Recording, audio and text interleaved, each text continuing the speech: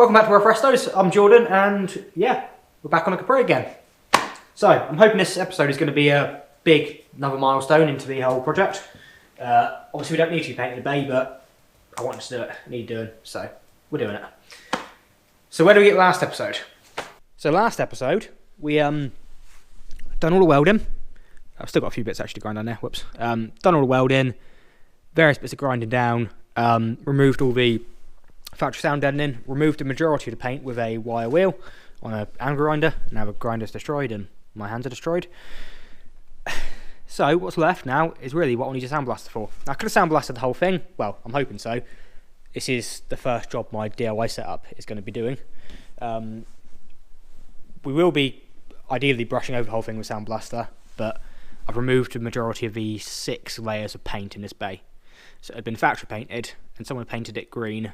Someone else painted it black, and then we had other layers of primer, and then we had yellow there. So it was a lot of paint to remove, a lot. So I thought I'd rather destroy the grinder and wire wheel than create too much dust in here. So I'll give you a quick rundown a bit of my DIY setup. I'm hoping it's going to work. So this is I think 1960s blast pot, a pot I bought cheap. A bigger one would be nice, but we'll just have to make do and keep filling it up. Some old hose that come with it. I put a micro switch on here, which gives us control. So that's then wired back to this solenoid valve. It lets the air into the tank after the regulator, and seems to work spot on. Now what you should have is what's called a dead man setup, which is like an air powered valve essentially with a switch on the end of the hose.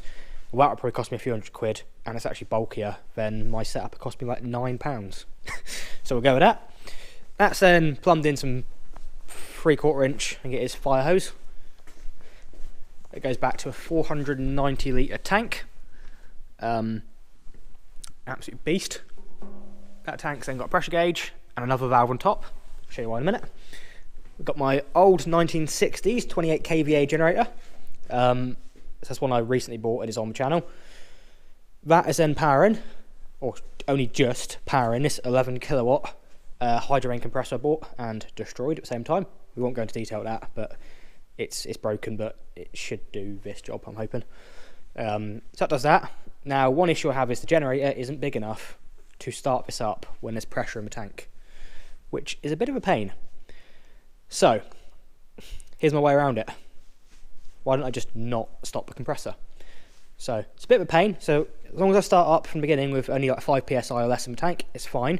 And then what I've done is now, instead of when it gets up to pressure, shut off the compressor, it now goes up to pressure, continues to run, and then when it goes over 90 psi, it opens that valve, drops back down to, I think it's about 78 psi, closes that valve, and keeps repeating the cycle.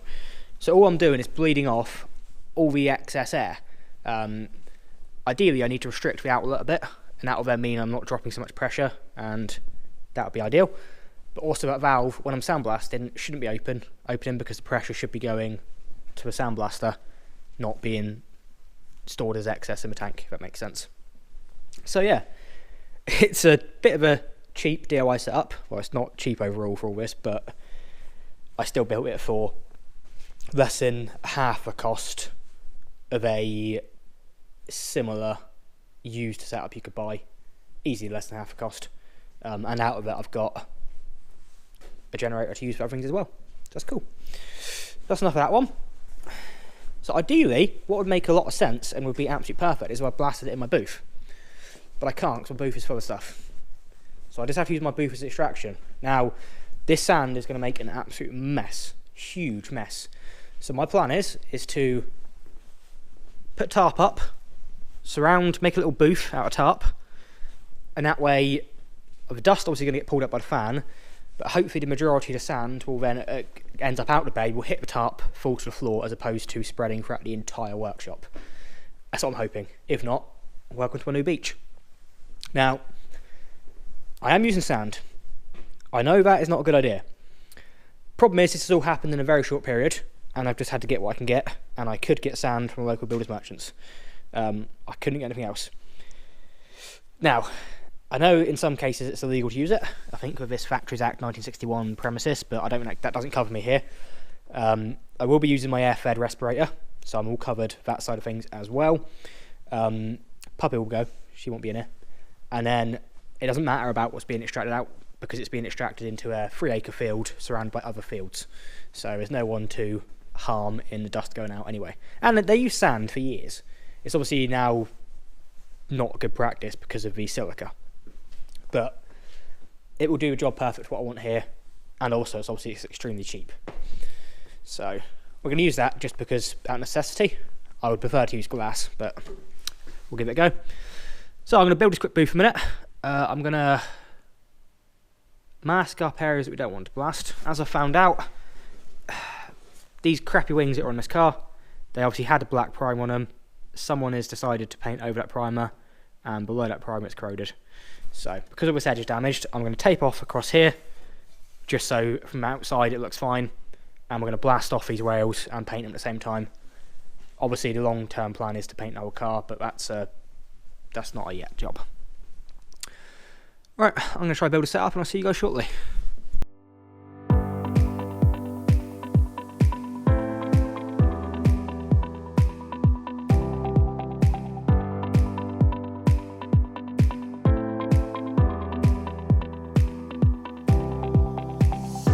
Now we have it, temporary enclosure. So this isn't designed to be like an airtight thing, it's just when the sand bounces around, it should hit the tarp and fall to the floor, I'm hoping, rather than go over the entire workshop. Although I don't know, because I've never tried this. I've only blasted about a 6-inch square patch for this thing so far, so I have no idea if it's going to be working. I've got to obviously, once I turn it on, I've got to set it up, get the sand flow pressures all right, and try and get it at its optimum so it's not wasting sand. So I've got to settle that up. It's got a relatively small pot, so I'm expecting to go through a lot of sand rather quickly. I'm hoping it's not going to clog, but I have no idea. It's just a case of suck it and see. Yeah, whilst not being able to think about what you're doing, because I'm going to have that compressor running, feeding my air-fed mask. I'm going to have the compressor and generator running, feeding this setup. It's going to be ridiculously noisy. So, yeah, I'm going to get dressed up in all my PPE, and just see what happens. Cheers.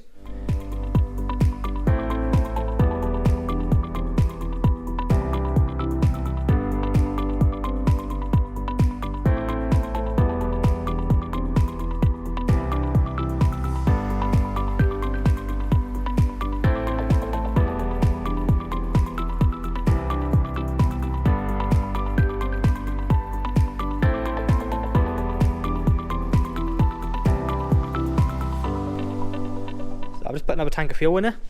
That way I'll know how much fuel I'm going to be using, which is handy to know. This one here, so I did find there was water in my trap this morning, so there's definitely moisture going down the line. Now, it doesn't surprise me. I know it could be a lot worse, but this is my air dryer from my spray booth setup. It's got 1/2-inch fittings, but I don't actually know what the CFM rating of this one is, but it is also plumbed all in 1/2-inch lines inside, so we'll give it a go, see if it does any negative effect. It is a really good dryer. I say, if I leave it on when I'm doing my spray and stuff over there, it can ice up the lines. So it's definitely a good dryer, as long as it will handle 60 CFM, or whatever I'm running through at the minute. The only issue I've got at the minute is, I didn't have the fittings for it. I've only got 8mm barbs that go off the 1/2-inch pot, but I thought 1/2-inch BSP thread. So obviously external diameter is 1/4 inch more, which makes it 3/4 inch. The hose I'm using is 3/4 inch, so the hose is currently Jubilee clipped to the 1/2-inch threads. What could possibly go wrong? So we'll try that and see if that holds up. I'm hoping it does. I'm not sure. No, I didn't record that. So I had all these compressor issues with it using a load of oil, and then yesterday, after running it for about an hour, I drained it, and that's all what come out of the oil drain. Which either means the compressor's about to explode, or it's stopped. Well, it seems to have stopped leaking oil, which is a bit of a miracle. So we'll see how that goes. If that's stopped leaking oil, it means my compressor's now good, and I shouldn't have to replace it, which would be lovely, because I really like that compressor. I don't want to buy another one, as I've just bought it. So that's that. I've got a new mask, turn up. I'm going to try this full face visor, or as the Chinese called it, painting face cover.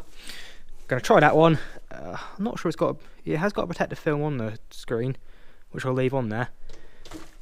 But obviously for them kind of things, it was a 40 quid mask, so not a cheap one, but not a expensive one. You can't buy the safety shields or protectors, which is a pain.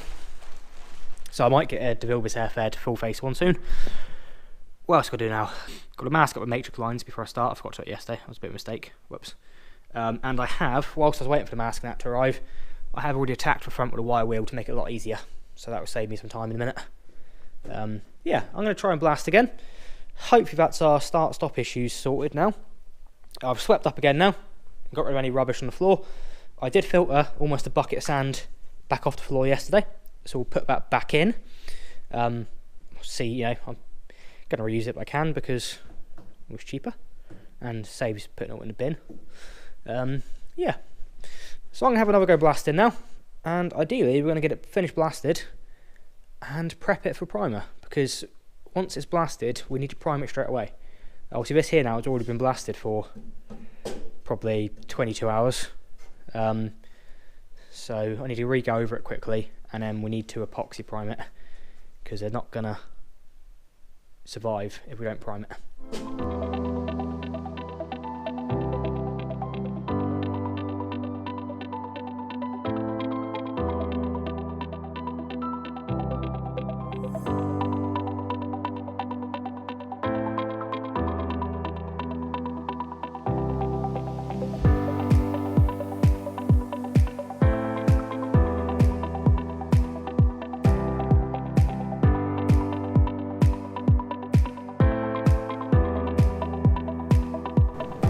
Well, that was a lot of work. Completely worth it. Obviously the finish left from the epoxy is just epoxy. Sandblasting is second to none compared to, you know, doing it any other way. It's perfect for painting. So that's done. There's a few little spots I might have not touched on hard enough. Problem right over here. Problem is I had a good few issues with blockages and I've been working it out on that one. Compressor went into overload twice on the, so I had to turn it up. And then the M generator ran out, and when it was working great, perfect, it was an animal, absolutely fantastic, really did smash it.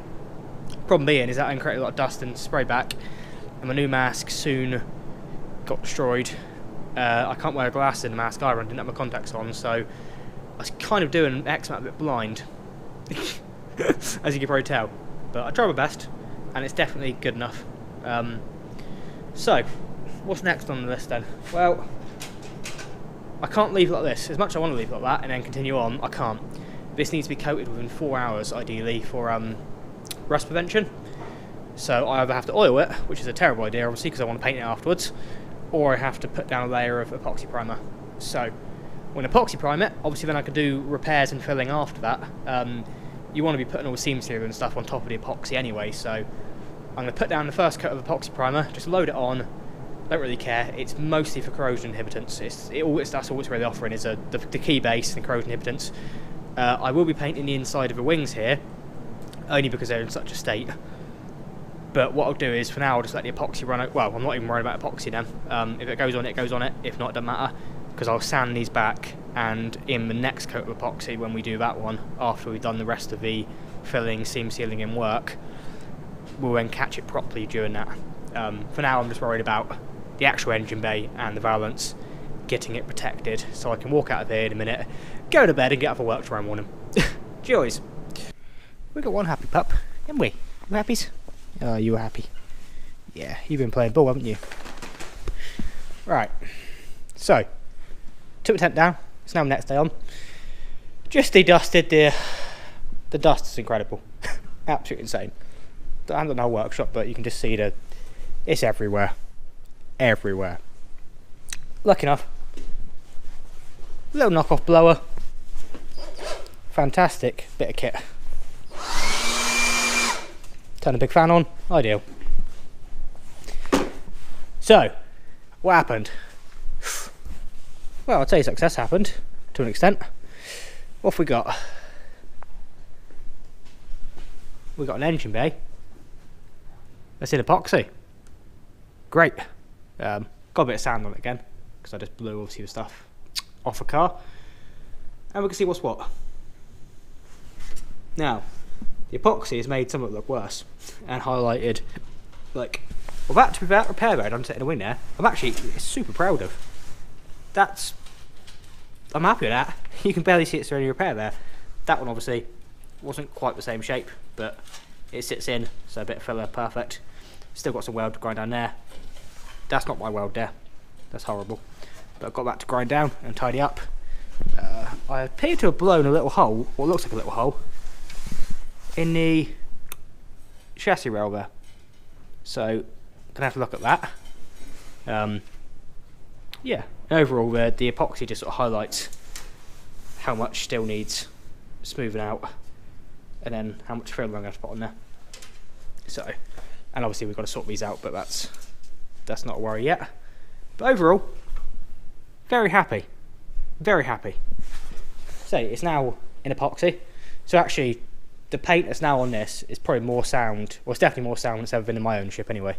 The fact it's been sandblasted and epoxied means it's probably got a better key and better primer than from factory as well, because I don't think epoxy existed or wasn't used back when these were built. So having an excellent key from Sandblaster and then epoxy means we're starting off with a really excellent base to work with here. Really good base to work with. So yeah, but I've definitely got the work cut out. So over here we've had some previous horrible repairs. I'm not going to fix that yet. One, because I need the panel. Two, just because I need to, what I will do is I need to properly replace these skins. But once the wings come off, now the wings are terrible. It seems they're actually corroding behind the paint.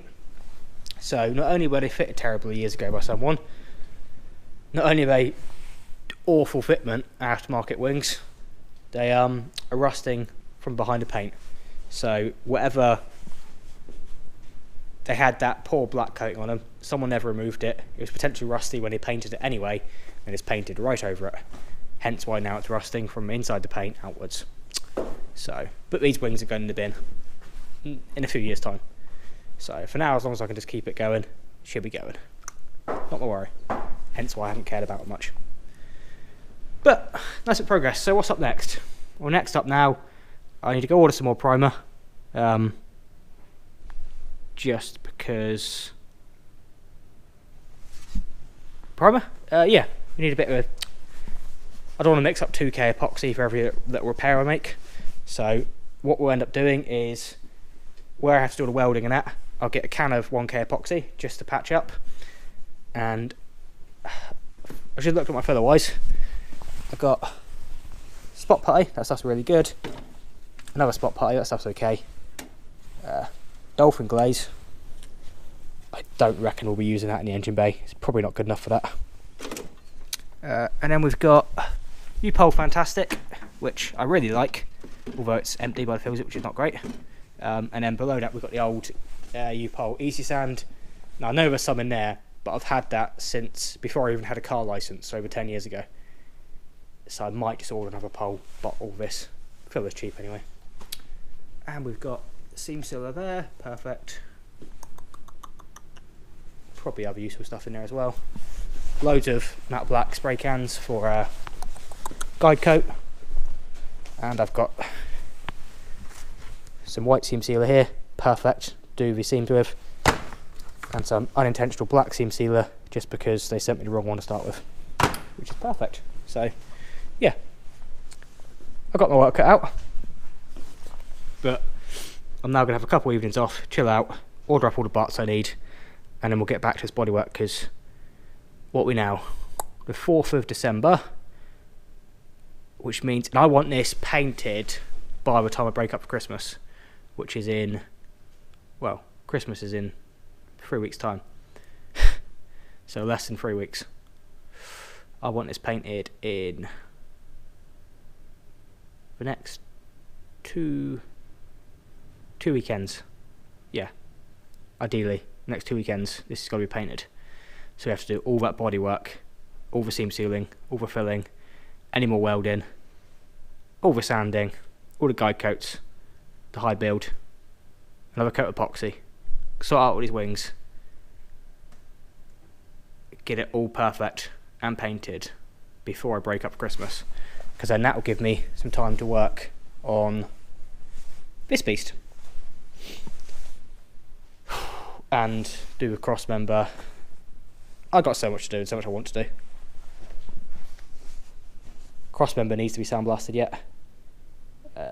I reckon the struts will be going back on probably as is, just for now. I want new legs. I want coilover legs, and I want some like gas inserts.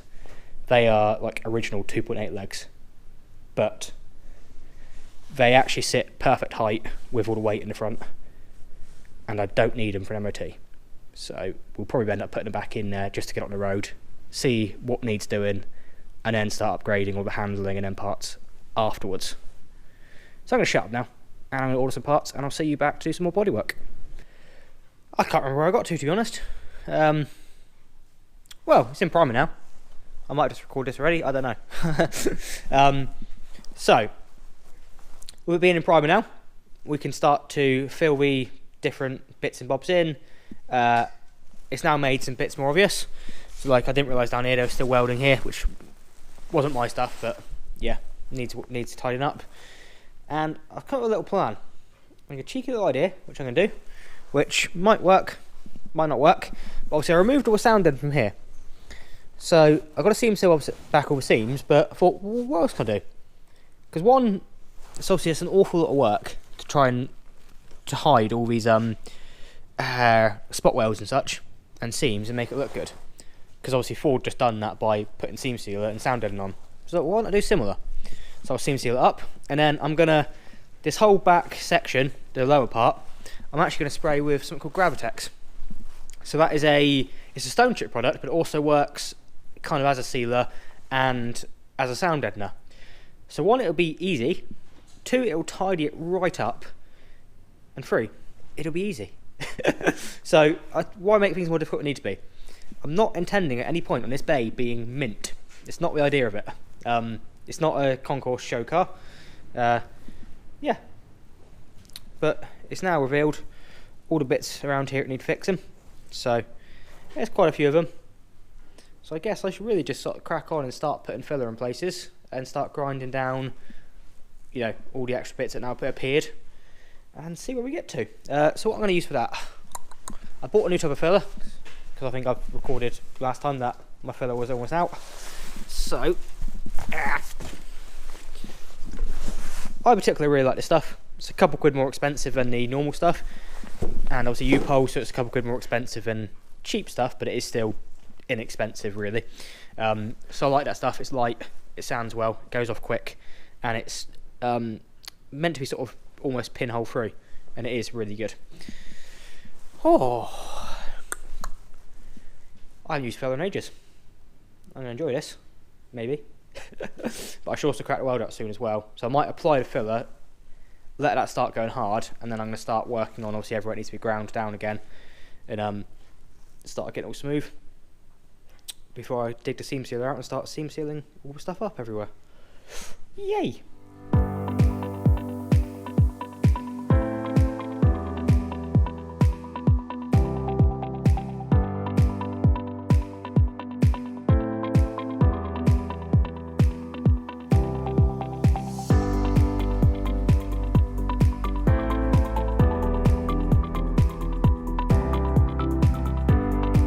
No idea where I last left off, but this is where we are now. So I put a load of filler on. What I've found in my process of doing this now is that these panels are not straight, and well, they could be straight, but it would take an awful lot of work to do it, like an insane amount of work. So what I've had to settle with mostly is smooth but not straight. So obviously I put a bit of filler on. As long as they're fairly smooth and consistent, that's all I care about really. Because yeah, to make them straight, I would literally have to put filler over everything. Not possible, or not practical anyway. So I've still got little bits to fill in and repairs to make, but probably now, to be fair, I'll be using fine filler for that. Yeah, little bits and bobs. That was not easy or fun, and it's still not quite right, but will be. Overall though, she's pretty nice and pretty smooth. So I've been using, leave it on the floor, perfect, not smart.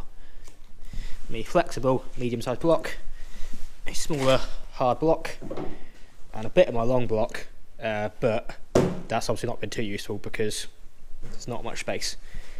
And what makes this job a lot worse is you have all these little bits like, these indents to make the panel stronger. You've got all these curves and shapes, and not much space. So nothing is flat. If you're just filling a dent on the outside of the wing, sanding filler is actually quite therapeutic, I find. In here, it's actually quite stressful. So that's all 80 gritted down now. So next job will be to jump on and 180 it. So try and knock out the 80 grit scratches. Leave it at that, and then we're going to chuck some epoxy primer on it to sort of seal that up, because it's going to be now probably another week before I next touch it. So at least if we've epoxied it, we'll then after that be ready to start fine filling, seam sealing. I've got a little idea which I'm doing for a day yet, which I don't think I've mentioned, so we're going to do that. And we're going to start making progress. So yeah, I'm going to crack on a minute, I'm going to 180 it all, and then look at epoxying it. Joys.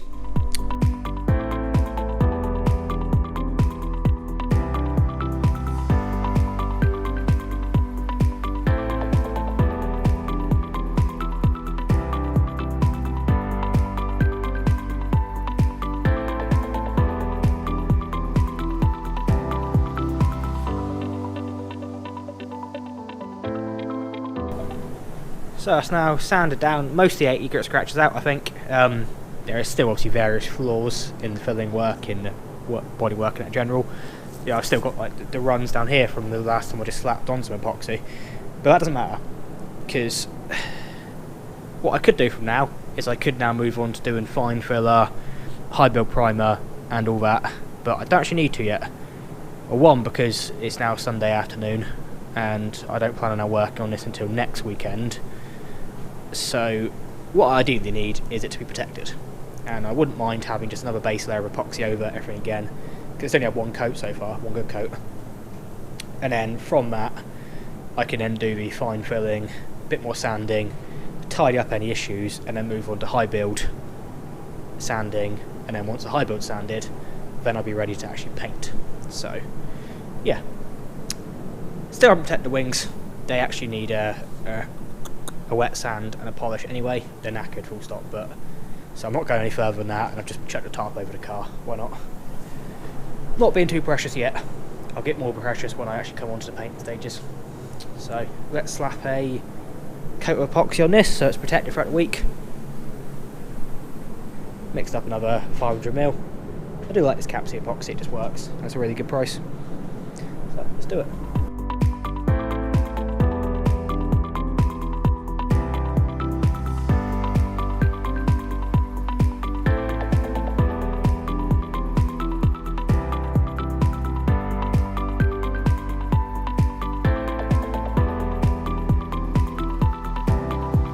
There we have it. Once again, the bay all one colour. And overall, it is looking pretty damn good. There's obviously various issues in there I know about. But on the whole, now it's starting to look a bit like a engine bay again. So some of the repairs you can't tell have been done. Others is very obvious. So next up on the cards will obviously be the fine filling. Then moving on to our seam sealing. The bits I've got planned for the back there, high build primer, sanding, paint and whatnot. But I think that's probably enough tied up for this video. Two reasons. One, I don't know how much I've already recorded. And two, it's now going to be next weekend before I start on this again, and this video will be coming out next Saturday morning. So, yep, I need to get another video out for you guys. So yeah, I think the last video was about half an hour long. Now, I'm not sure if you guys prefer longer episodes, shorter, or what. I don't really tend to plan how long they're going to be, to be honest. I just record footage up until a certain point and then realise I've gone wrong at the end. So, yeah. Well, I think we've achieved a fair bit in this video again. Gone from almost bare metal engine bay to rigging up the sandblasting setup, trying it out, and yeah, I've got a few tweaks to make to it, a few more touches to do and whatnot. But overall, very impressed with that setup. Now that is a budget setup. I have recorded bits on it so far, but not actually uploaded anything. Do you guys want to see an episode on going into detail of how I've built a budget sandblasting setup? I say budget. It owes me about 1,300 quid. But for those of you that know the gap, when you sort of surpass a DIY setup, like a little gun that goes on a standard compressor, uses up to like 20 CFM. When you get past that stage, there is nothing really in between. You go from DIY to professional, and the price sort of jumps 10, 20, 30 fold. It's the proper professional sandblasting stuff is incredibly expensive. Getting hold of compressors, the blast pots, the whole lot. It's not cheap. So I spent quite a while finding the cheapest, oldest bits of kit I could find to piece together the cheapest setup I could. And 1,300 quid is actually a bargain. So yeah, if you guys want to see a video on that, let me know. Yeah, and then we obviously come from that. We've epoxied the bay to protect it for a week. We've then been in there, we've filled a load of the dents and repairs to try and blend them in. Obviously we've still got more work to do on that, and then I've epoxied it again, ready for it to sit for a week before I come back to it to do the fine filling and the rest of the stages. But on the whole, it's not looking bad, to be honest. I'm not going for perfection. 1, it's an engine bay.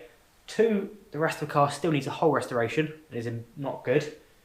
And 3, I just haven't got the time or the motivation to spend days and days making that bay perfect when it just doesn't need to be. It just needs to be tidy and presentable, which obviously it wasn't before. It was a mess. So now it's going to be sound, tidy, presentable. It's not some SEMA build. It's a Mercedes sitting in a Capri engine bay. So yeah, if you guys happen to have enjoyed this episode, then obviously if you're not already subscribed, please subscribe. There's plenty more on this car. Well, the previous 23 episodes, plus all the videos from when it was a Cosworth build and all sorts on the channel. There's also all the other projects, 20 valve turbo Golf, the L322s, loads. If you like the video, then why not drop an actual like, because that really helps, again, with the YouTube algorithm, helps expand the channel. Obviously, the bigger the channel gets, the more I can put into it, really. And yeah, drop me a comment. Tell me if I've been an idiot. Tell me if there's anything that you think it might be a better way of doing something, or something I should use. I always appreciate the other opinions and advice. And with any luck, I'll see you again next time. I've been Jordan. Cheers.